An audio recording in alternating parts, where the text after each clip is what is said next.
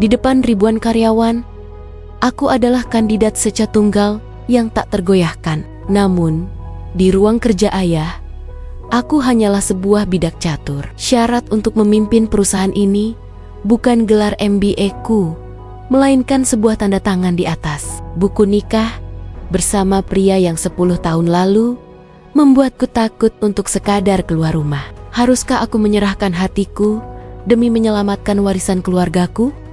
Assalamualaikum warahmatullahi wabarakatuh. Jumpa lagi bersama channel Layar Kehidupan. Semoga bunda semua dalam keadaan sehat. Dan jangan lupa subscribe channel ini, biar bunda nggak ketinggalan ceritanya. Langsung saja ini ceritanya yang bakalan buat bunda sedih. Lantai 62 gedung Aruna Tower selalu terasa seperti puncak dunia. Dari balik dinding kaca yang membentang luas, aku bisa melihat Jakarta yang sibuk, kecil, dan seolah berada dalam genggamanku. Aku menyesap kopi hitamku tanpa gula, membiarkan rasa pahitnya membangkitkan fokusku untuk rapat dewan direksi pagi ini. Namaku Aruna. Bagi ribuan karyawan di gedung ini, aku adalah baja yang terbungkus setelan kerja mahal. Aku adalah wakil direktur utama yang dijuluki tangan dingin. Selama 10 tahun terakhir, hidupku hanya tentang angka, ekspansi, dan pembuktian diri. Aku telah memberikan seluruh masa mudaku untuk perusahaan yang dibangun kakekku ini. Selamat pagi, Ibu Aruna. Laporan kuartal 4 sudah siap di meja Anda, ucap Sekar, asisten pribadiku, dengan nada penuh hormat saat aku melangkah masuk ke ruang rapat. Aku mengangguk singkat. Di dalam ruangan, 10 pria dan wanita berpakaian formal berdiri menyambutku.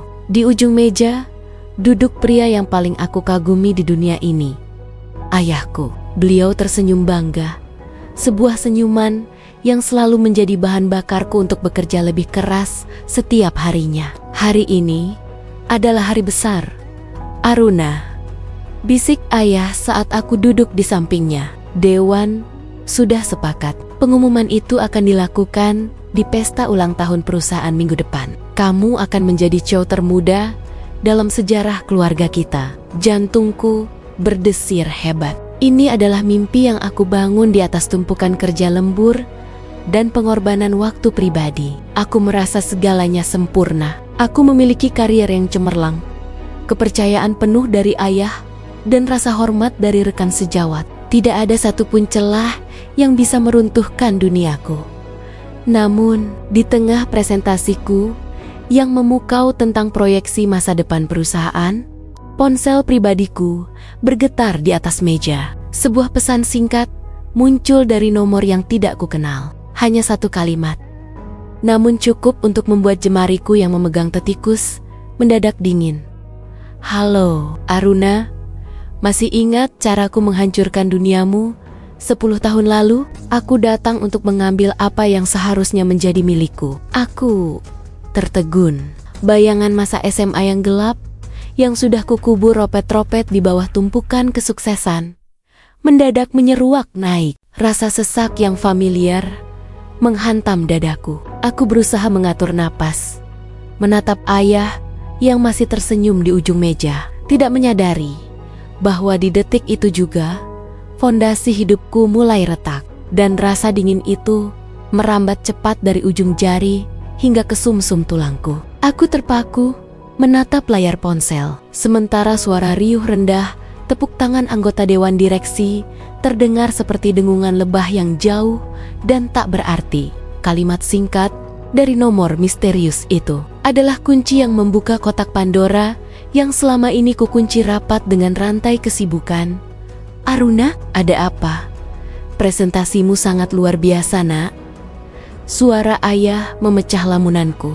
Beliau menyentuh bahuku dengan lembut. Namun sentuhan itu justru membuatku berjengit kecil. Ah, tidak apa-apa, ayah. Hanya sedikit pening karena kurang tidur, jawabku sambil memaksakan senyum yang paling meyakinkan yang pernah kubuat. Aku segera membalikkan ponselku, menyembunyikan ancaman digital itu dari pandangan siapapun. rapat ditutup dengan jabat tangan formal dan tawa ringan. Namun bagiku, oksigen di ruangan ini mendadak menipis. Aku segera melangkah keluar, mengabaikan Sekar yang mencoba memberikan jadwal pertemuan siang ini. Aku mengunci diri di dalam ruang kerjaku yang luas, bersandar pada pintu kayu ek yang tebal, dan membiarkan napas yang tertahan akhirnya keluar sebagai embusan yang gemetar. Aku mencoba meyakinkan diriku bahwa itu hanya gertakan. 10 tahun adalah waktu yang sangat lama. Pria itu pria yang namanya, bahkan enggan kusebut dalam hati, seharusnya sudah lenyap dari orbit hidupku. Dia adalah noda hitam di masa remajaku. Sosok yang menggunakan kekuasaan orang tuanya untuk menindas siapapun yang ia anggap lemah. Termasuk aku yang saat itu hanyalah gadis berkacamata yang hanya peduli pada buku. Namun, ketenanganku kembali terusik saat sebuah kiriman paket tiba di meja sekretarisku sore itu. Tanpa nama pengirim, hanya sebuah kotak bludru hitam kecil. Dengan tangan gemetar, aku membukanya. Di dalamnya bukan perhiasan mahal, melainkan sebuah lencana sekolah menengah atas yang sudah kusam dengan noda goresan yang sangat kukenali. Goresan yang kubuat sendiri saat aku mencoba melepaskan diri dari cengkeramannya di gudang olahraga 10 tahun lalu. Kepalaku berdenyut hebat. Kenangan tentang tawa mengejek dan isolasi sosial yang ia ciptakan di sekolah dulu berputar seperti film usang di benakku. Mengapa sekarang? Mengapa saat aku berada di ambang kesuksesan terbesarku, ponselku kembali bergetar? Satu pesan baru masuk. Coba tebak. Aruna, ayahmu baru saja mengundangku untuk makan malam keluarga malam ini. Sampai jumpa di rumah, Tuan Putri. Duniaku serasa berputar. Ayah mengundangnya? Ini tidak mungkin hanya kebetulan. Ada sesuatu yang jauh lebih besar dan lebih gelap yang sedang direncanakan di balik punggungku. Langkah kakiku terasa berat saat memasuki ruang makan mewah keluarga kami. Aroma masakan bintang 5 yang biasanya menggugah selera kini tercium seperti bau ancaman yang menyesakkan. Di sana, di kursi kayu jati yang biasanya kosong, duduk seorang pria dengan setelan jas abu-abu gelap yang tampak sangat pas di tubuh tegapnya. Ia sedang tertawa kecil mendengarkan cerita ayah. Seolah-olah dia adalah bagian dari keluarga ini sejak lama. "Ah, Aruna, akhirnya kamu sampai," seru ayah dengan wajah berseri-seri. "Kenalkan, ini Adrian. Dia adalah putra tunggal dari pemilik Megacorp. Tanpa bantuannya, ekspansi kita ke pasar global bulan depan mungkin hanya akan jadi rencana di atas kertas." Pria itu berdiri, tingginya jauh melampauiku. Bayangannya jatuh menimpa wajahku, seolah ingin menelanku bulat-bulat. Wajahnya yang dulu kekanak-kanoken, kini telah berubah menjadi pahatan yang tegas dan maskulin. Namun tatapan matanya tetap sama dingin, tajam, dan penuh dengan rahasia yang mengintimidasi. Lama tidak bertemu. "Aruna," ucap Adrian dengan suara bariton yang tenang namun mengandung tekanan yang hanya bisa kupahami. Ia mengulurkan tangannya, sebuah gestur formal yang di depan ayah tampak sangat sopan. Tapi bagiku itu adalah undangan menuju sangkar besi. Aku memaksakan diri untuk menjabat tangannya. Sentuhan kulitnya terasa membakar, memicu memori saat dia dulu mempermalukanku di depan seluruh siswa. Membuatku merasa sekecil debu. Aku menarik tanganku secepat mungkin, berusaha menjaga raut wajahku agar tetap sedingin es. "Ayah tidak pernah bercerita kalau Megacorp akan bergabung dengan kita," kataku, berusaha mengalihkan pembicaraan ke ranah profesional. Ayah tertawa, namun ada nada gelisah yang tertangkap oleh telingaku yang peka. "Ini adalah kejutan, sayang. Adrian bukan hanya sekadar investor. Dia adalah penyelamat kita. Ada beberapa audit internal yang ternyata menunjukkan celah besar dalam keuangan kita, dan Adrianlah yang menutupinya sebelum publik tahu." Duniaku mendadak senyap. Celah besar? Ayahku yang sangat teliti tidak mungkin melakukan kesalahan amatir seperti itu. kecuali jika ada yang sengaja menjebaknya. Aku menatap Adrian, dan pria itu hanya tersenyum tipis, sebuah senyum kemenangan yang membuat bulu kuduku berdiri. Aku sangat mengagumi dedikasi Aruna pada perusahaan. Om, ujar Adrian sambil menatapku tanpa berkedip. Itulah sebabnya aku ingin memastikan bahwa masa depan perusahaan ini berada di tangan yang tepat. Tangan kami berdua. Kata kami itu terdengar seperti lonceng kematian bagi kebebasanku. Sesuatu yang sangat buruk sedang terjadi, dan aku menyadari bahwa pengumuman CO minggu depan tidak akan berjalan seperti yang kubayangkan. Ayahku, pahlawanku, tampak sangat bergantung pada pria yang paling aku takuti di dunia ini. Makan malam itu berakhir dengan keheningan yang mencekam bagiku. Namun penuh tawa bagi ayah. Segera setelah Adrian berpamitan, aku menarik tangan ayah menuju ruang kerjanya yang berpenerangan redup. Aku tidak bisa menunda ini lagi. Napasku memburu, menuntut penjelasan atas sandiwara yang baru saja kusaksikan di meja makan. Ayah, apa maksud semua ini? Kenapa harus Adrian? Kenapa Megacorp? Suaraku bergetar, berusaha menahan emosi yang meluap. Ayah terduduk di kursi kebesarannya. Bahunya yang biasa tegak kini tampak layu. Beliau memijat pelipisnya, menghindari tatapanku. Aruna, perusahaan kita sedang berada di tepi jurang. Ada kebocoran dana sebesar 50 miliar rupiah yang dilakukan oleh salah satu direktur keuangan kita yang melarikan diri. Jika publik tahu, saham kita akan terjun bebas besok pagi. Aku terperangah. 50 miliar? Itu angka yang sangat besar. Cukup untuk meruntuhkan kepercayaan pasar dalam sekejap. Lalu, Adrian datang sebagai pahlawan? Ayah, dia pria yang berbahaya. Ayah tidak tahu apa yang dia lakukan padaku dulu. Ayah tahu, Aruna, ayah tahu tentang masa sekolahmu. Ucap ayah pelan, membuatku mematung. Tapi dia satu-satunya yang menawarkan bantuan tanpa bunga, tanpa jaminan aset. Dia hanya meminta satu hal. Firasat buruk menyergapku. Aku mencengkeram pinggiran meja ayah hingga buku-buku jariku memutih. Apa syaratnya, ayah? Ayah mendongak, matanya berkokek-kokaka karena rasa bersalah yang amat dalam. Dia ingin menyatukan dua imperium ini. Dia memintamu menjadi istrinya. Pernikahan ini adalah syarat mutlak agar dana bantuan itu cair dan posisi Cho tetap menjadi milikmu. Duniaku runtuh seketika. Kursi Secho yang selama ini kupuja, mahkota yang ingin kukenakan dengan bangga, kini terasa seperti mahkota duri. Ayahku, orang yang paling kupercayai, baru saja mengaku bahwa dia telah menjualku pada pria yang pernah menghancurkan harga diriku 10 tahun lalu. Jadi, ini harga untuk kursi itu? Bisikku lirih. Air mata mulai menggenang, namun kutolak untuk jatuh. Ayah menukarku dengan selembar cek dari Adrian. Ayah tidak menjawab. Beliau hanya menunduk, membiarkan keheningan yang menyakitkan menyelimuti ruangan.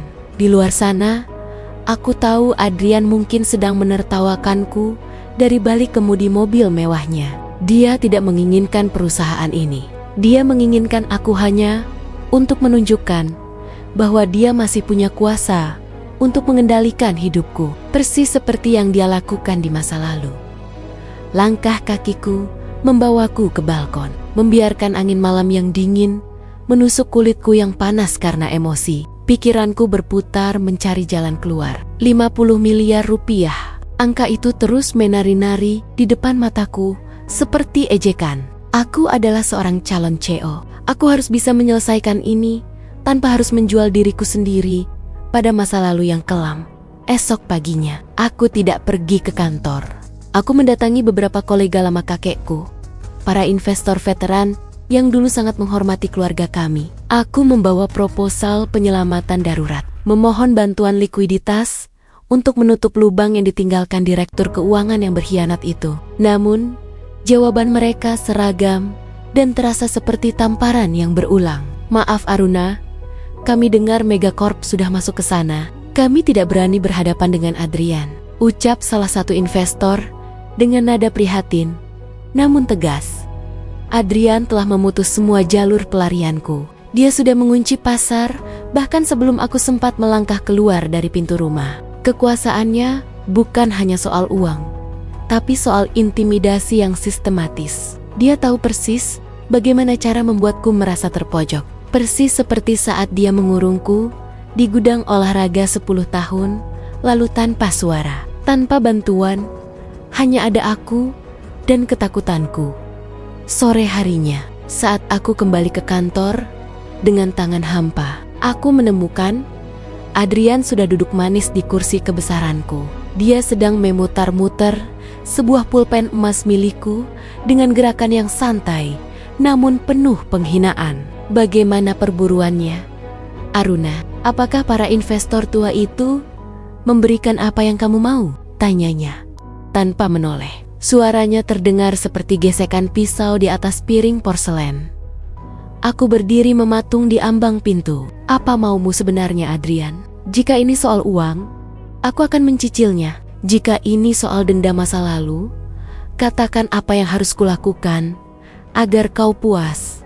Tapi jangan libatkan pernikahan ini. Adrian berdiri pelan, melangkah mendekatiku, hingga jarak di antara kami hanya tersisa beberapa sentimeter. Aku bisa mencium aroma parfumnya, yang mahal aroma yang kini menjadi bau trauma bagiku. Ini bukan soal uang, dan ini bukan soal dendam sederhana. Bisiknya tepat di telingaku, membuat bulu kudukku meremang. Ini soal kepemilikan. 10 tahun lalu, kau berhasil lari dariku karena bantuan beasiswa itu. Sekarang, tidak ada beasiswa, tidak ada pelarian. Pilihannya hanya dua.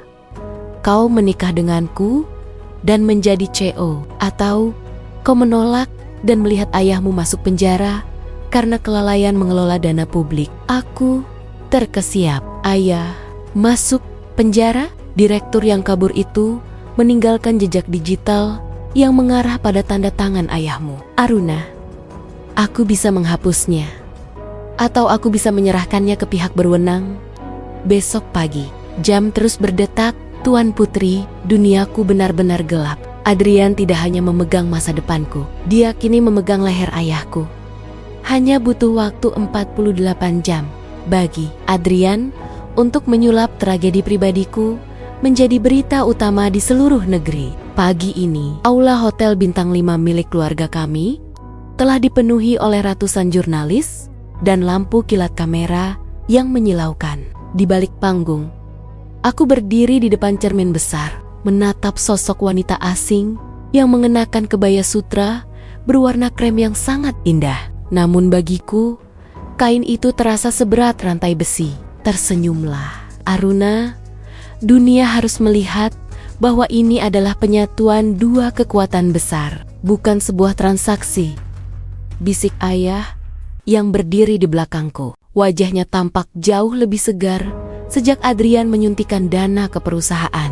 Namun sorot matanya yang tidak berani menatapku mengungkapkan rasa malu yang coba ia sembunyikan.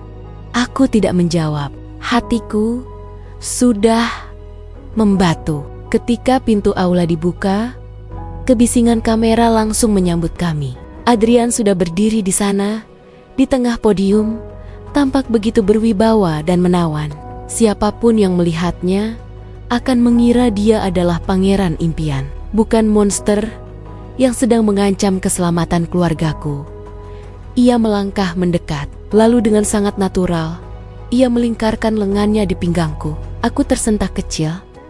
Sebuah reaksi instinktif yang untungnya tertutup oleh sorak-sorai penonton. Jangan tegang begitu, sayang. Mereka bisa mencium ketakutanmu. Bisik Adrian sangat pelan, nyaris seperti embusan angin, sambil melambaikan tangan ke arah kamera dengan senyum paling menawan yang pernah kulihat di depan mikrofon. Adrian mengumumkan pertunangan kami sekaligus rencana merger besar-besaran yang akan menyelamatkan perusahaan. Semua orang bertepuk tangan, memuji langkah strategis ini sebagai pernikahan bisnis abad ini. Aku hanya bisa berdiri mematung, melempar senyum palsu ke arah lensa. Sementara di dalam hati, aku merasa sedang menghadiri pemakamanku sendiri. Namun, saat sesi tanya jawab dimulai, seorang wartawan senior mengangkat tangan. "Ibu Aruna, beredar rumor bahwa pernikahan ini adalah syarat untuk menutup lubang keuangan perusahaan. Bagaimana tanggapan Anda?" Suasana mendadak hening. Kamera-kamera kini menyorot wajahku dengan sangat dekat, menunggu jawaban yang bisa menghancurkan atau menyelamatkan segalanya. Aku melirik ke arah Adrian, dan pria itu hanya mengangkat alisnya, seolah sedang menonton sebuah pertunjukan menarik. Dia ingin melihat apakah aku cukup kuat untuk berbohong demi ayah, atau cukup ceroboh untuk menghancurkan segalanya di sini. Tanganku mengepal di balik kain kebaya. Aku tahu, satu kata salah akan membawa ayah ke balik jeruji besi. Di detik itu, aku menyadari bahwa Aruna yang lembut dan penuh mimpi telah mati. Yang tersisa hanyalah seorang wanita yang harus belajar bermain api agar tidak hangus terbakar. Rumor adalah makanan bagi mereka yang tidak punya pekerjaan. Tapi bagi kami, ini adalah aliansi strategis. Ucapku dengan suara yang jernih dan tak bergetar sedikit pun di depan mikrofon. Pernikahan ini adalah bentuk komitmen dua keluarga untuk membangun masa depan ekonomi bangsa yang lebih stabil. Jika ada yang meragukan integritas perusahaan kami, silakan periksa laporan audit kami bulan depan yang akan jauh lebih kuat dari sebelumnya. Jawaban itu memicu tepuk tangan riuh. Aku melirik Adrian, dan untuk pertama kalinya aku melihat kilat keterkejutan di matanya sebelum ia kembali memasang topeng tenangnya. Dia mengira aku akan goyah, tapi dia lupa bahwa aku adalah didikan kakekku yang legendaris. Aku mungkin terpojok, tapi aku belum kalah. Malam itu, setelah keramaian mereda, aku tidak menangis. Aku duduk di depan meja kerjaku di rumah, membuka laptop, dan mulai memetakan kekuatan Megacorp. Jika Adrian ingin memilikiku untuk mengendalikan perusahaanku, maka aku akan menggunakan akses kedekatanku dengannya untuk menghancurkan dominasinya. Tujuan utamaku kini jelas: mengumpulkan bukti bahwa skandal keuangan di perusahaanku adalah hasil sabotase yang ia rancang sendiri, lalu menceraikannya setelah aku resmi dilantik menjadi CEO. Kau terlihat sangat sibuk untuk seseorang yang baru saja bertunangan. Suara bariton itu muncul dari arah pintu.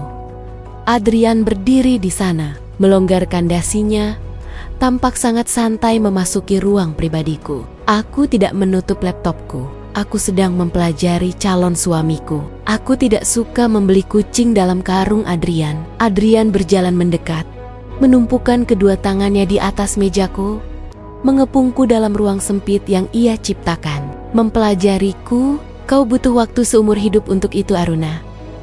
Tapi aku suka semangatmu. Lebih baik kau membenciku dengan cerdas daripada mencintaiku dengan bodoh. Jangan khawatir, sahutku sambil menatap matanya dengan berani. Aku tidak akan pernah melakukan kesalahan kedua. Adrian terkekeh.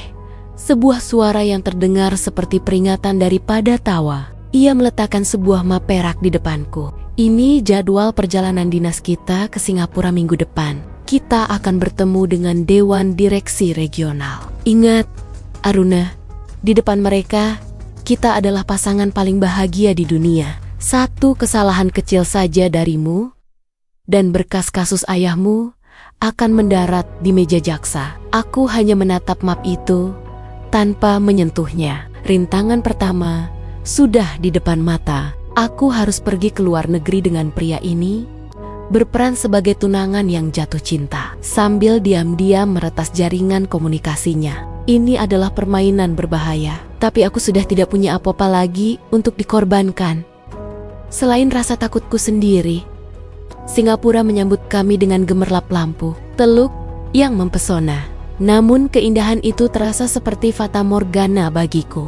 Kami menginap di kamar Presidential Suite dengan pintu penghubung sebuah pengaturan yang dibuat Adrian untuk menjaga citra kami di depan staf hotel dan kolega bisnis yang mungkin mengintai. Bagi dunia, Kami adalah pasangan sukses yang sedang menikmati masa prapersalinan bisnis. Bagiku, setiap sudut ruangan ini adalah medan perang. Malam ini, kita ada jamuan makan malam dengan Tuan Tanaka. Dia pemegang saham kunci. Jangan buat dia curiga sedikit pun. Perintah Adrian sambil mengancingkan manset ke mejanya di depan cermin besar. Aku mengangguk tanpa suara saat Adrian masuk ke kamar mandi untuk bersiap. Aku segera bergerak. Ini adalah kesempatan yang sudah kutunggu sejak kami meninggalkan Jakarta. Aku mengeluarkan sebuah perangkat USB kecil yang kuterima secara rahasia dari seorang teman ahli teknologi sebelum berangkat. Tujuanku adalah laptop kerja Adrian yang tergeletak di meja samping tempat tidur.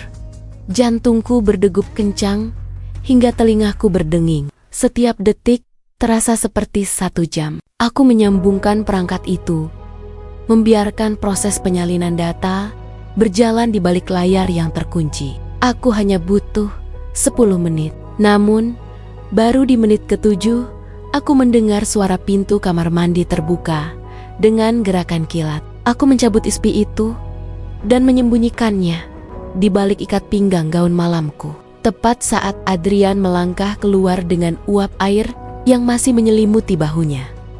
"Apa yang sedang kau lakukan di sana?" tanyanya dengan mata menyipit tajam. "Hanya memastikan ponselku terisi daya," jawabku sedingin mungkin sambil mengangkat pengisi daya cadangan. "Aku tidak ingin kehilangan momen penting saat rapat nanti." Adrian menatapku lama, seolah sedang membaca setiap inci kebohongan di wajahku. Namun, dia hanya mendengus dan menyuruhku segera berangkat. Malam itu, di sela-sela jamuan makan malam yang membosankan, aku menyelinap ke toilet untuk membuka hasil salinan data di ponselku yang sudah terhubung dengan USB tersebut. Aku mengharapkan bukti transfer ilegal atau rencana penghancuran perusahaan ayah. Namun, apa yang kutemukan justru membuat sendiku terasa lemas.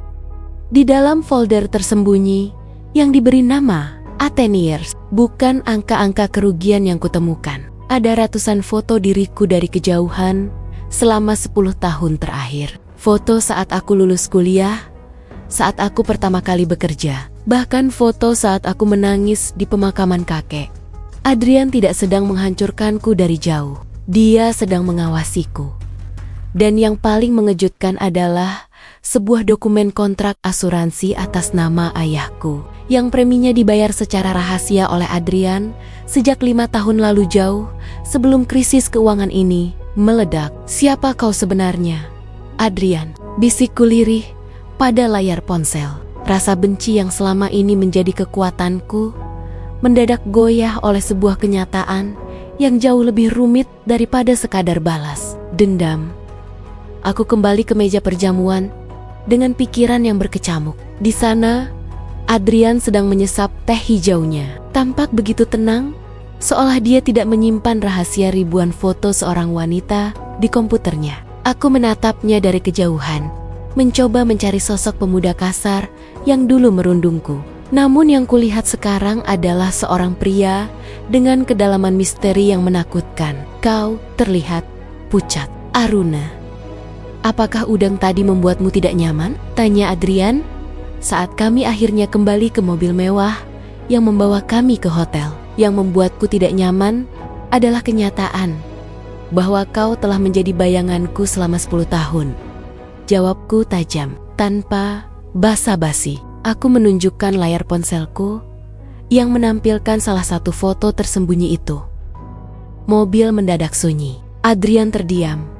Rahangnya mengeras, dan sorot matanya yang biasanya penuh kendali kini tampak goyah untuk sesaat. Dia tidak membantah, tidak juga tertawa. Ia hanya menatap keluar jendela, memerhatikan kerlap-kerlip lampu jalanan Singapura yang melintas cepat. "Dunia bisnis itu kejam, Aruna. Menjaga aset berharga membutuhkan pengawasan yang ketat," ucapnya dengan nada dingin yang dipaksakan. "Aku bukan asetmu, aku manusia." Suaraku meninggi, meluapkan kemarahan yang bercampur dengan rasa bingung yang luar biasa.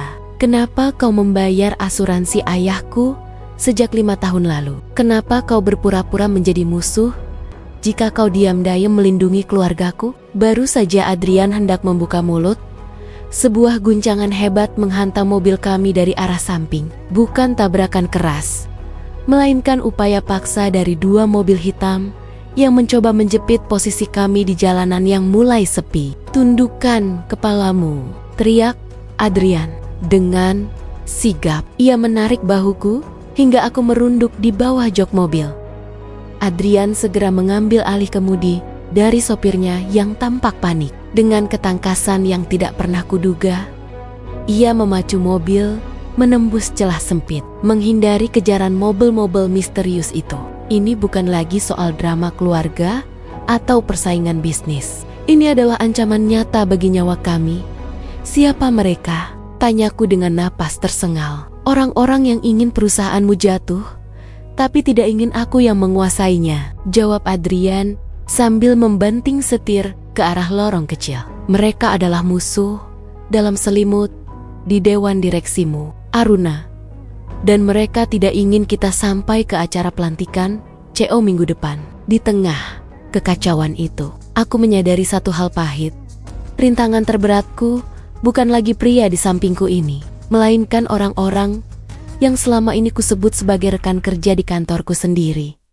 Mobil kami berhasil melesat jauh, meninggalkan para pengejar. Namun suasana di dalam kabin tetap terasa mencekam. Adrian memarkirkan kendaraan di sebuah area parkir bawah tanah yang sepi, jauh dari keramaian pusat kota.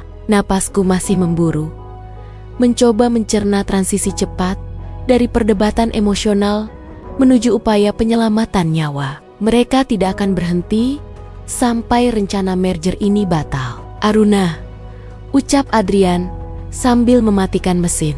Wajahnya yang biasanya tanpa celah kini tampak lelah. Dengan beberapa tetes keringat di pelipisnya, aku menatapnya dengan sisa-sisa keberanianku. "Siapa mereka?" "Adrian, katakan padaku. Jika kau benar-benar telah mengawasiku selama 10 tahun, kau pasti tahu siapa pengkhianat di kantorku." Adrian mengembuskan napas panjang. Ia mengeluarkan sebuah tablet dari bawah jok dan menunjukkan sebuah bagan komunikasi terenkripsi. "Pak Broto, direktur operasional yang paling kau percayai. Dialah yang mengatur pelarian direktur keuanganmu dan mencuri dana 50 miliar itu. Dia ingin menjatuhkan ayahmu agar dia bisa membeli saham perusahaan dengan harga murah saat krisis melanda." Hatiku terasa remuk. Pak Broto sudah seperti paman bagiku. Dia yang mengajariku cara membaca laporan keuangan pertama kali saat aku masih magang. "Lalu, kenapa kau tidak memberitahuku sejak awal? Kenapa harus melalui drama pernikahan ini? Karena jika aku memberitahumu, kau akan langsung mengonfrontasinya dan dia akan melenyapkan semua bukti," jawab Adrian sambil menatapku dalam. Pernikahan ini adalah pengalih perhatian. Dia mengira aku adalah predator yang ingin mengambil alih perusahaanmu, sehingga dia fokus menyerangku dan melonggarkan penjagaannya terhadap bakti-bakti di dalam kantor. Aku terdiam. Jadi, selama ini aku hanyalah bagian dari rencana besar Adrian untuk menangkap pengkhianat yang sebenarnya. Namun, rintangan berat masih membentang. Pak Broto memiliki kendali atas sistem keamanan data di kantor pusat Jakarta. Jika kami tidak bisa kembali dan mengamankan server utama sebelum pelantikan CEO, maka bukti-bukti itu akan dihapus selamanya. Kita harus kembali ke Jakarta malam ini juga, kataku dengan tekad yang bulat. Bukan sebagai musuh, tapi sebagai rekan. Aku akan mengambil kursi CEO itu bukan karena pemberianmu atau ayah, tapi karena aku akan membersihkan rumahku sendiri. Adrian tersenyum tipis kali ini, bukan senyum kemenangan yang mengejek, melainkan senyum yang menunjukkan rasa hormat. Itu baru Aruna yang ku kenal. Tapi bersiaplah, perjalanan pulang tidak akan mudah. Mereka sudah menutup semua jalur bandara komersial untuk kita. Tujuan kami kini jelas, menembus rintangan Pak Broto dan merebut kembali kehormatan keluarga. Namun, aku tahu ini hanyalah awal dari pendakian yang lebih terjal, hawa panas Jakarta menyambutku dengan aroma kegelisahan saat aku dan Adrian akhirnya menginjakkan kaki kembali di tanah air setelah perjalanan sunyi yang melelahkan. Kami tidak langsung menuju gedung perusahaan, melainkan ke sebuah rumah aman di pinggiran kota. Di sana, Sekar sudah menunggu dengan wajah sembab dan tangan yang gemetar memegang tablet kerja. "Ibu, Aruna, keadaan memburuk," bisik Sekar dengan suara parau. Pak Broto telah memajukan jadwal rapat umum pemegang saham. Dia menyebarkan dokumen palsu yang menyatakan bahwa Bapak telah menggunakan dana perusahaan untuk kepentingan pribadi. Sekarang, pihak berwajib sedang menuju rumah Bapak untuk melakukan pemeriksaan. Jantungku serasa berhenti berdetak. Ini bukan lagi soal kursi CEO. Ini soal martabat ayah yang sedang Danyo kinjek di masa tuanya. Aku menatap Adrian, mencari dukungan. Namun pria itu justru sedang sibuk dengan 3 ponsel di tangannya, memberikan instruksi dalam bahasa teknis yang tidak kupahami. "Adrian, kita harus ke rumah ayah sekarang," desaku sambil menarik lengannya. "Tidak, Aruna, itu adalah jebakan," sahut Adrian tegas. Matanya menatapku dengan intensitas yang membuatku terpaku. "Jika kau muncul di sana sekarang, mereka akan menuduhmu sebagai kaki tangan ayahmu. Kau harus tetap menjadi bersih agar bisa mengambil alih kendali perusahaan besok pagi. Itu satu-satunya cara menyelamatkan ayahmu dari tuntutan hukum." Aku terduduk lemas di sofa usang rumah aman itu. Pilihan yang ada di depanku, semuanya terasa seperti pisau bermata dua. Jika aku diam saja sementara ayah diperiksa, aku akan merasa seperti anak yang durhaka. Namun jika aku datang dan ikut terseret, maka tidak ada lagi yang bisa melawan Pak Broto di ruang rapat besok. Malam itu, melalui layar monitor yang dipasang tim teknis Adrian, aku melihat pemandangan yang menghancurkan hatiku. Ayah, pria perkasa yang selalu melindungiku, tampak begitu rapuh saat dikawal keluar dari rumahnya sendiri oleh petugas. Beliau tidak melawan, namun sorot matanya yang hampa. Saat menatap kamera wartawan, Sio Liala mengatakan bahwa dunianya telah berakhir. "Pak, Broto sudah mengunci semua akses server utama dari jarak jauh," lapor salah satu tim Adrian. "Hanya ada satu cara untuk mengambil alih sistem. Seseorang harus masuk secara fisik ke ruang server di lantai 30 gedung Aruna Tower dan memasang alat pemutus ini secara manual." Aku berdiri, menghapus air mata yang sempat menetes. Aku yang akan masuk. Aku tahu setiap sudut gedung itu terlalu berbahaya.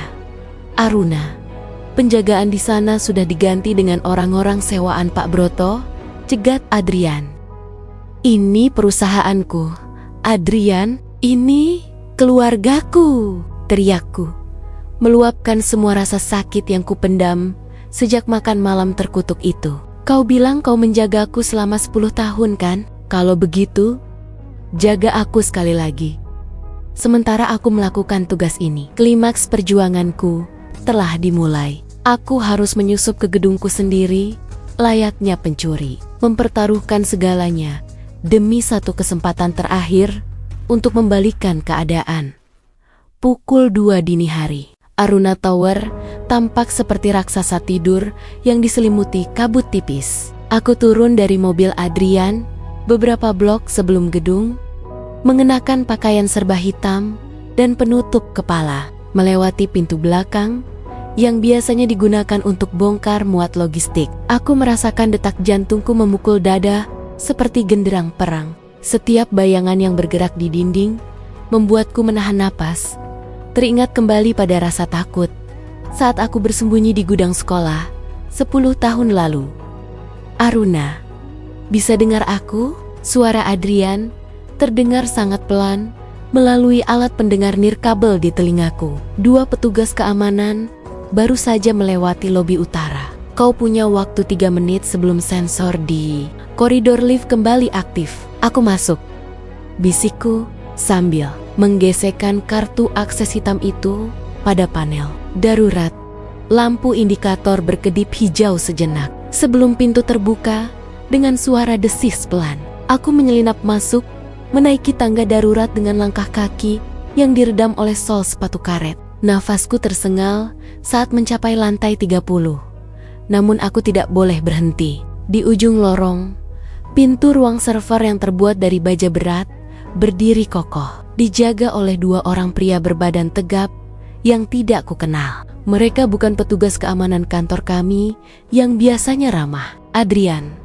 Ada 2 penjaga di depan pintu utama. Aku tidak bisa lewat tanpa terlihat laporku merasa semas. Gunakan jalur ventilasi di ruang pemeliharaan sebelah kananmu. Instruksi Adrian dengan nada tenang yang entah bagaimana memberiku kekuatan. Itu akan membawamu langsung ke atas rak server utama. Aku merangkak masuk ke dalam lubang ventilasi yang sempit dan berdebu. Ruangannya begitu terbatas hingga aku merasa sesak. Persis seperti rasa terhimpit oleh ekspektasi ayah selama ini. Dengan perlahan, aku membuka jeruji penutup di ujung saluran dan melihat hamparan lampu. Indikator server yang berkedip biru dan hijau di bawahku. Baru saja aku hendak turun, pintu ruang server terbuka di bawah sana. Pak Broto masuk bersama seorang pria asing yang membawa tas jinjing berisi perangkat peretas. Pastikan semua jejak transaksi itu hilang sebelum pagi, ucap Pak Broto dengan nada dingin yang tidak pernah kudengar sebelumnya. Begitu Aruna dan ayahnya tamat, kita akan mengumumkan likuidasi aset. Aku ingin perusahaan ini hancur berkeping-keping sebelum Adrian sempat mengambil alih. Mendengar pengkhianatan itu secara langsung membuat tanganku gemetar hebat. Alat pemutus sirkuit yang kupegang hampir saja jatuh. Aku menyadari bahwa pilihanku kini bukan hanya memasang alat itu, tapi juga harus mencegah mereka menghapus bukti sebelum aku tertangkap. Aku berada di atas kepala musuhku, memegang satu-satunya kunci untuk menyelamatkan harga diri ayah. Namun aku terjebak di antara lenggit-langit yang runtuh dan lantai yang penuh dengan pengkhianat. Di bawah sana, Pak Broto terus menginstruksikan peretasnya untuk menghapus folder berlabel cadangan keuangan 5 tahun terakhir. Tanganku bergerak dengan kecepatan yang didorong oleh keputusasaan. Aku harus memasang alat pemutus sirkuit ini pada kabel induk, tepat di atas rak server nomor 4, agar Adrian bisa mengambil alih kendali sistem dari jarak jauh. Sedikit lagi, bisikku nyaris tak terdengar. Namun, nasib buruk sepertinya belum puas mengujiku. Sebuah sekrup tua pada jeruji ventilasi yang kutumpu mendadak lepas karena karat. Suara logam yang beradu dengan lantai keramik menggema seperti ledakan di dalam ruangan yang sunyi itu. "Siapa di sana?" teriak Pak Broto sambil mendongak. Sebelum aku sempat bereaksi, jeruji itu runtuh dan aku terjatuh tepat di depan kaki pria yang selama ini kuanggap sebagai paman sendiri. Aku tersungkur, rasa nyeri menjalar di pergelangan kakiku. Namun, alat pemutus sirkuit itu masih tergenggam erat di telapak tanganku. "Aruna?" Pak Broto menatapku dengan mata yang membelalak. Lalu perlahan, wajahnya berubah menjadi seringai yang mengerikan. "Keponakanku yang cerdas. Jadi, kau memilih untuk menjadi pahlawan di saat yang paling tidak tepat? Kenapa, Pak Broto? Ayah sudah menganggap Anda seperti saudara sendiri," seruku sambil berusaha berdiri meski tertatih. "Saudara, ayahmu hanya menganggapku sebagai bayangannya. Aruna, aku yang bekerja keras membangun pondasi perusahaan ini. Tapi dia yang mendapatkan nama besar." Ia melangkah mendekat, memberi isyarat pada penjaga di luar untuk masuk.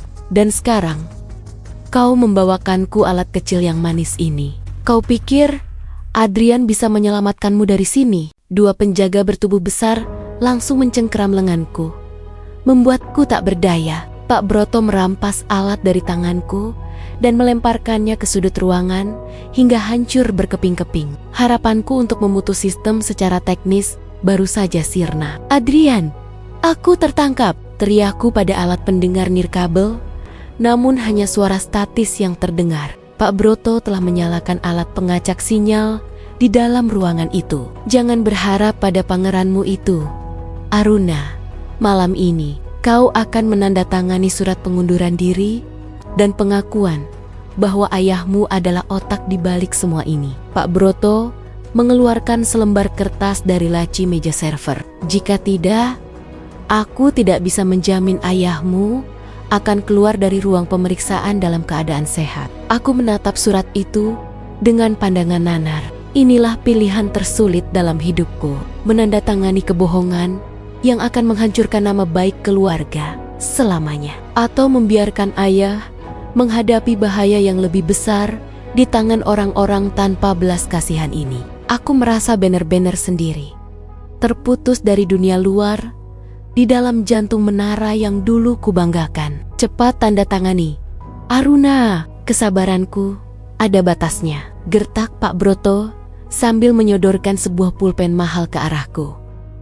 Aku mengambil pulpen itu dengan gerakan lambat, berpura-pura menyerah. Namun, mataku tidak tertuju pada kertas, melainkan pada sistem alarm kebakaran manual yang terletak tepat di belakang meja peretas. Aku tahu bahwa di gedung sepintar Aruna Tower, alarm kebakaran akan secara otomatis membuka seluruh protokol keamanan, termasuk mematikan alat pengacak sinyal untuk membiarkan sistem darurat berkomunikasi dengan dunia luar. Baiklah, Pak Broto, Anda menang, ucapku lirih, sengaja menjatuhkan pulpen itu ke lantai di dekat panel alarm. Saat aku membungkuk untuk mengambilnya, aku menggunakan sisa kekuatanku untuk menendang tuas alarm dengan tumit sepatuku. Seketika, suara sirena yang memekakan telinga memenuhi seluruh ruangan dan lampu merah darurat mulai berputar-putar, menciptakan suasana yang kacau. "Apa yang kau lakukan?" teriak Pak Broto panik. Sistem pengacak sinyal mendadak mati. Alat pendengar di telingaku kembali bergetar. "Aruna, aku mendapatkan sinyalmu. Aku masuk." Suara Adrian terdengar seperti malaikat pelindung di tengah neraka ini. Namun, keberanianku harus dibayar mahal. Dua penjaga Pak Broto yang marah segera menarikku dengan kasar, mencoba menyeretku keluar dari ruang server sebelum bantuan datang.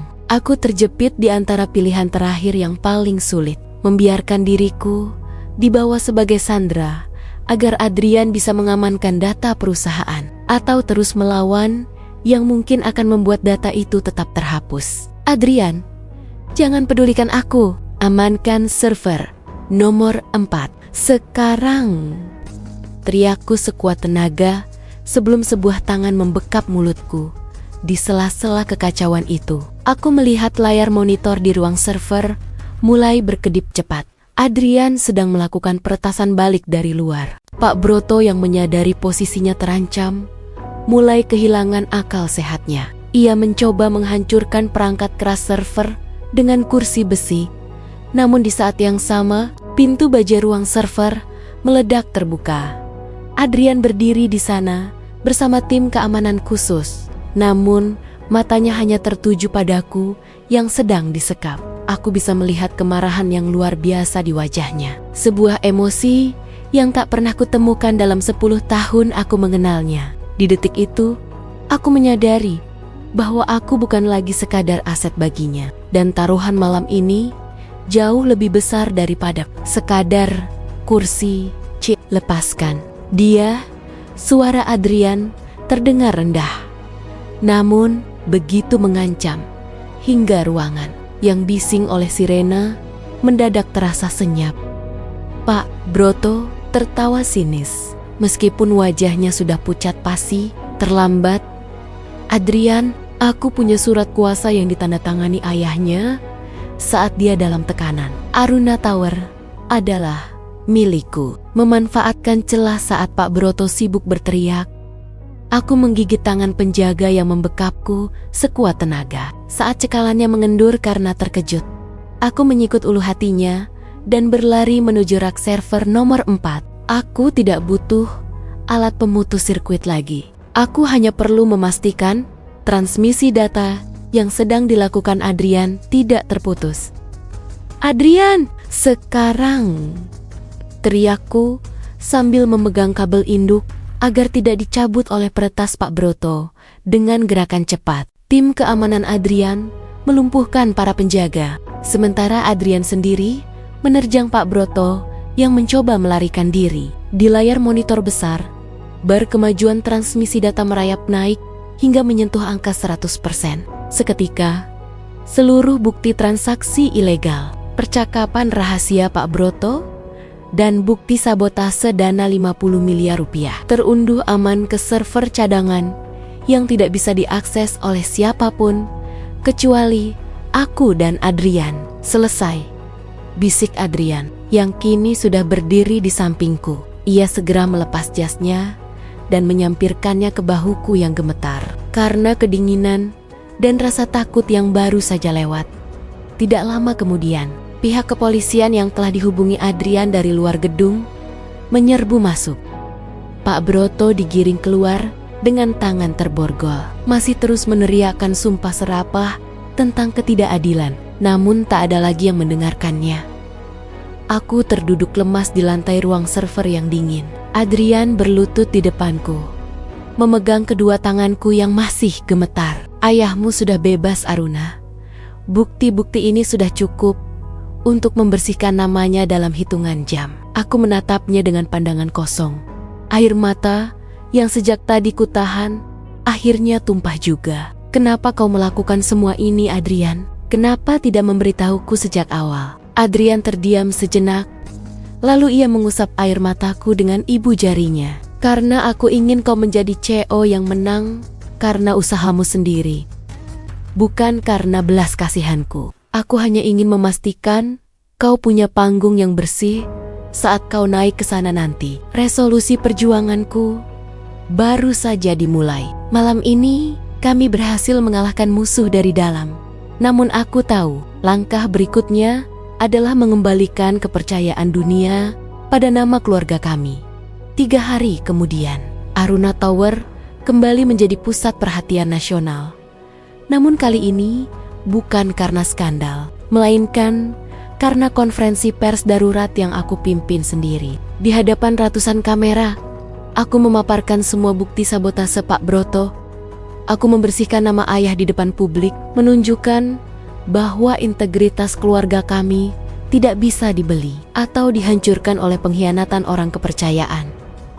Ayah duduk di barisan depan, matanya berkokek-koka menatapku.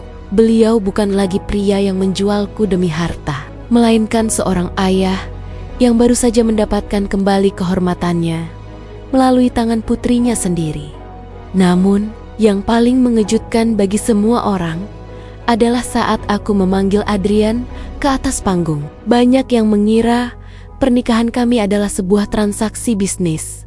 Ucapku, suaraku stabil, meski jantungku berdegup kencang. Tapi hari ini, aku ingin menegaskan bahwa Aruna Tower akan tetap berdiri secara mandiri. Adrian telah memberikan bantuannya tanpa meminta satu lembar saham pun sebagai imbalan. Dia adalah rekan yang membantu kami di saat tergelap. Setelah acara berakhir, di ruang kerjaku yang kini sudah bersih dari penyadap, Adrian berdiri menatap keluar jendela. Dia sudah menyiapkan sebuah map merah di atas meja surat pembatalan pernikahan kontrak kami. Semua sudah selesai. Aruna, ayahmu bersih. Posisimu sebagai CEO sudah disahkan Dewan Direksi pagi ini, dan Pak Broto sedang menghadapi tuntutan hukum. Ucapnya tanpa menoleh. Kau bebas. Aku sudah meminta pengacaraku untuk mengurus pembatalan pertunangan kita, agar namamu tidak lagi terikat padaku. Aku berjalan mendekat, menyentuh map merah itu. Seharusnya aku merasa lega. Seharusnya ini adalah saat yang paling kunantikan selama berbulan-bulan. Namun, ada rasa sesak yang berbeda di dadaku. Aku teringat foto-foto 10 tahun terakhir yang ia simpan, asuransi ayah yang ia bayar diam-diam, dan bagaimana ia mempertaruhkan nyawanya di ruang server kemarin. Kau benar-benar akan pergi begitu saja setelah mengacaukan hidupku? Tanyaku dengan nada yang sedikit bergetar. Adrian berbalik, menatapku dengan tatapan yang kini lebih lembut, tanpa tembok pertahanan yang biasa ia gunakan. Aku tidak ingin kau berada di sampingku karena rasa utang budi atau paksaan. Aruna, aku ingin kau memilih jalanmu sendiri. Aku merobek map merah itu di depan matanya. 10 tahun lalu, kau membuatku takut untuk keluar rumah, Adrian. Tapi hari ini, kau adalah alasan mengapa aku berani memimpin perusahaan ini. Aku tidak ingin pernikahan kontrak ini berlanjut, tapi aku ingin kita mulai dari awal. Sebagai dua orang yang saling mengenal, bukan sebagai penguasa dan bidaknya. Adrian tertegun.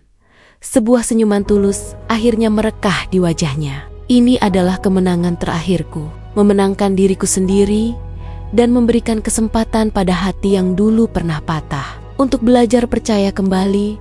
Hari pertamaku sebagai CEO secara resmi tidak dimulai dengan kemewahan, melainkan dengan keheningan yang canggung saat aku melangkah masuk ke aula besar untuk berpidato di depan seluruh karyawan. Aku bisa melihat ketakutan di mata mereka, ketakutan akan pemecatan massal atau perubahan kebijakan yang kejam setelah badai yang menimpa perusahaan.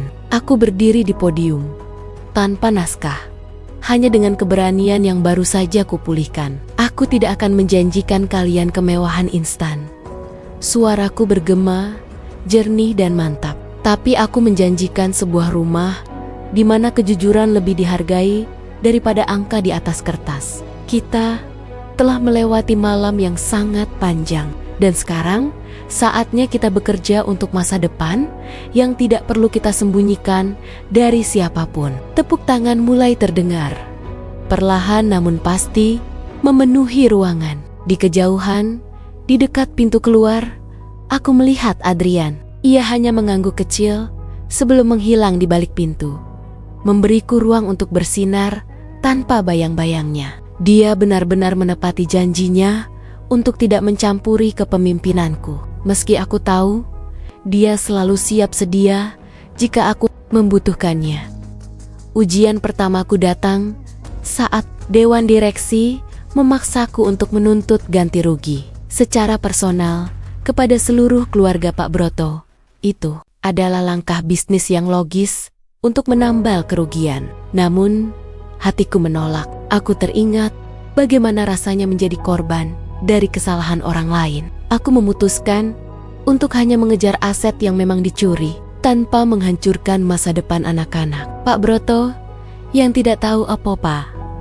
Keputusan itu membuat beberapa direktur tua meradang. Namun, aku tidak goyah. Aku menunjukkan bahwa kekuatan seorang Chow bukan terletak pada seberapa keras dia bisa memukul, tapi seberapa bijak dia bisa memaafkan tanpa kehilangan ketegasan. Sore harinya, ayah datang ke ruanganku. Beliau membawa sebuah kotak kayu kecil yang sudah sangat tua. Ini milik kakekmu, Aruna.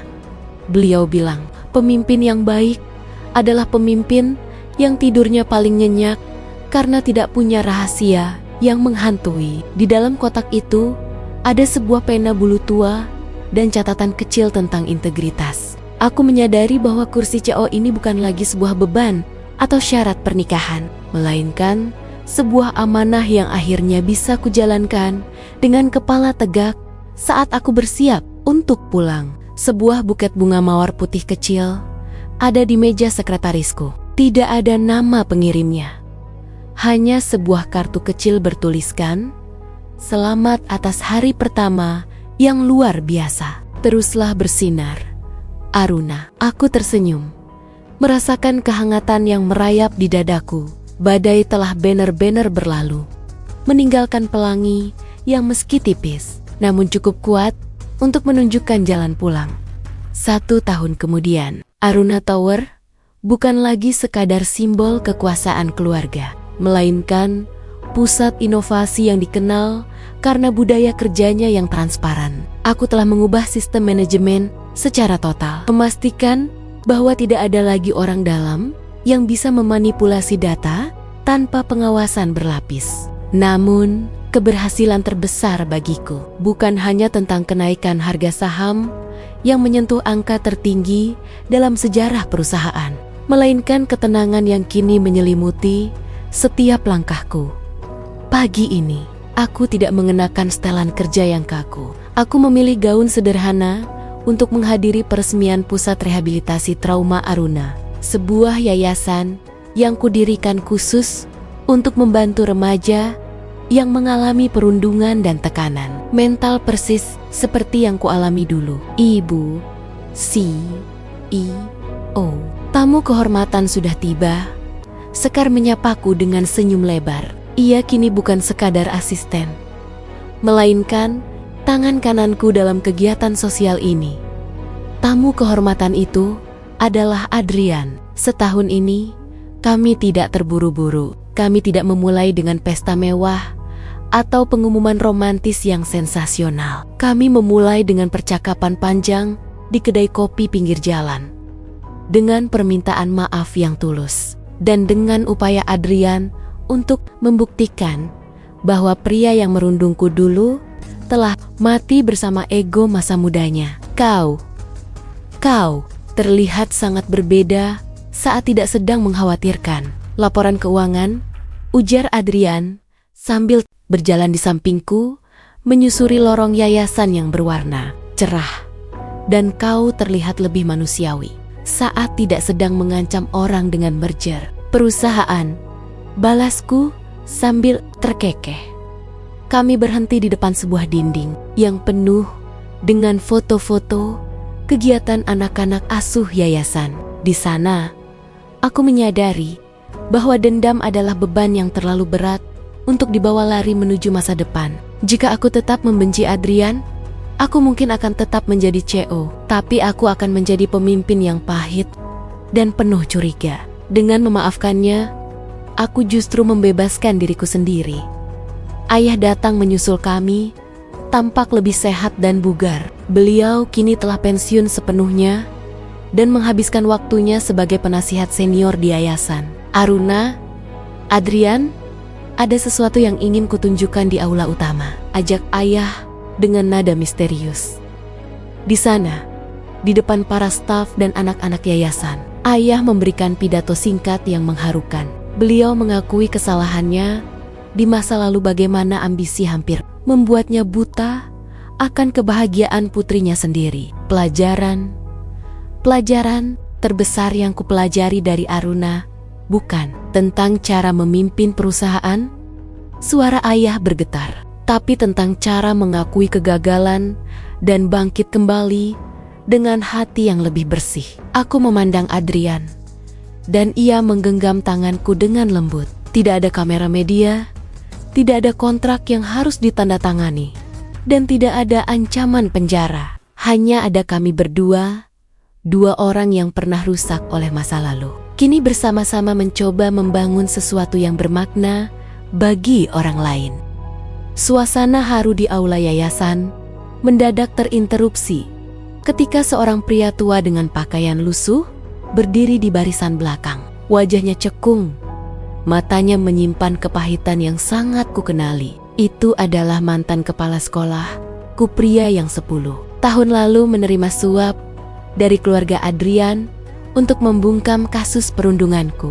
Ia berdiri di sana, gemetar, memegang sebuah amplop coklat tua yang tampak sudah berumur bertahun-tahun. Aruna, aku tidak datang untuk meminta maaf, karena aku tahu aku tidak layak.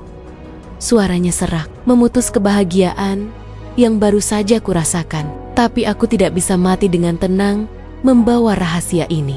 Apa yang kau ketahui tentang kejadian di gudang olahraga 10 tahun lalu? Itu hanya separuh dari kebenarannya. Adrian di sampingku menegang, genggaman tangannya mengeras, seolah ia tahu apa yang akan keluar dari mulut pria itu. Apa maksud Anda? Tanyaku. Langkahku mendekatinya, meski Adrian mencoba menahanku. Pria tua itu menyerahkan amplop tersebut. Isinya adalah rekaman CCTV lama yang seharusnya sudah dimusnahkan. Dengan tangan gemetar, aku memutar video itu di tablet kerjaku. Rekaman itu menunjukkan bukan hanya Adrian yang mengurungku, tapi ada sosok lain yang memprovokasi segalanya dari balik layar seorang remaja. Laki-laki yang wajahnya sangat mirip dengan Pak Broto.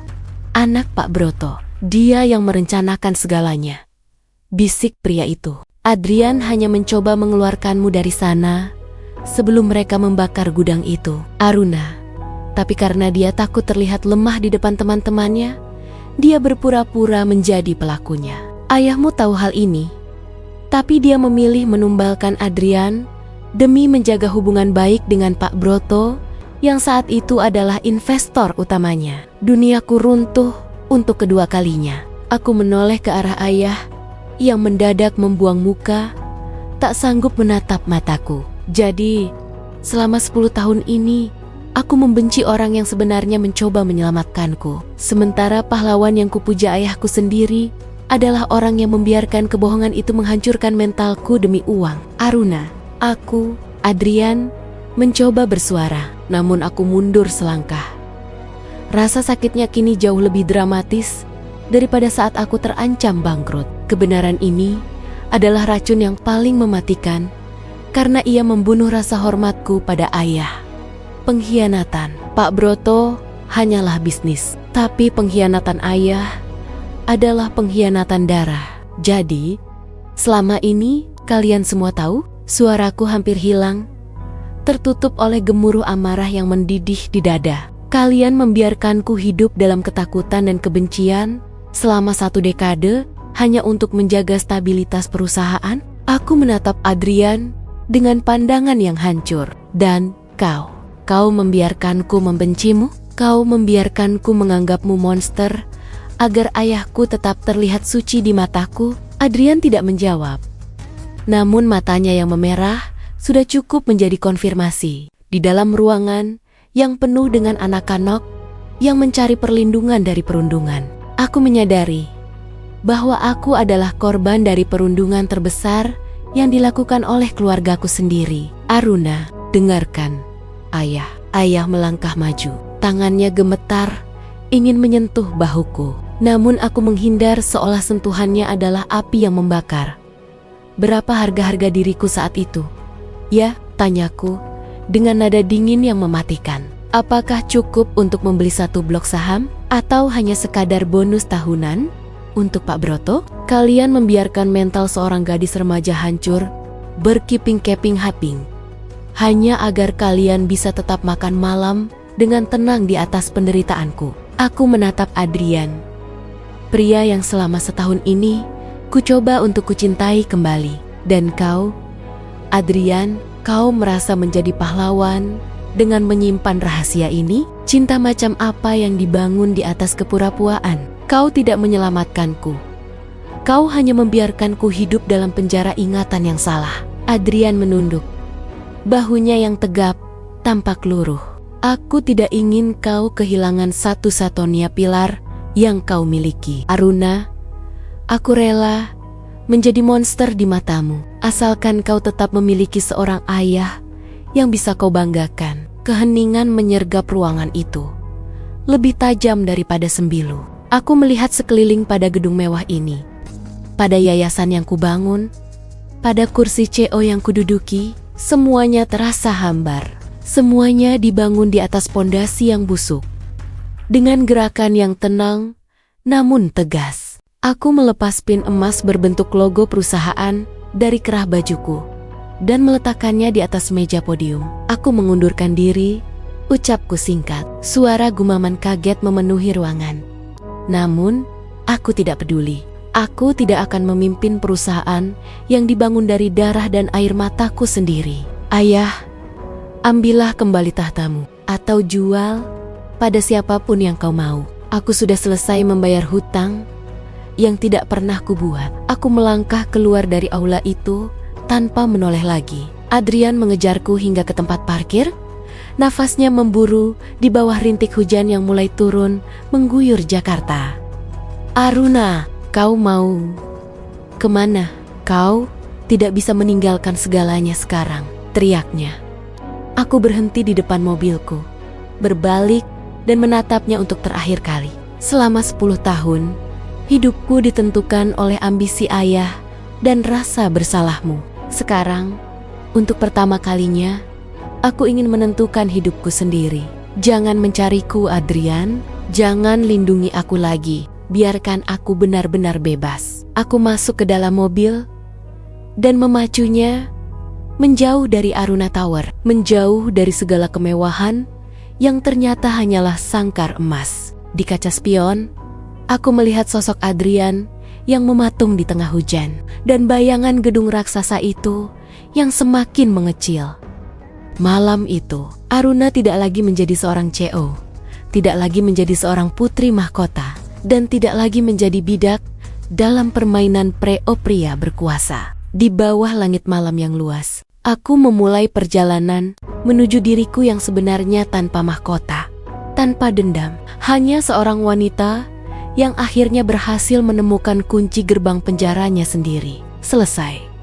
Terima kasih sudah mendengar cerita ini. Semoga Bunda semua suka sama ceritanya. Dan jangan lupa like, komen, dan subscribe. Wassalamualaikum warahmatullahi wabarakatuh.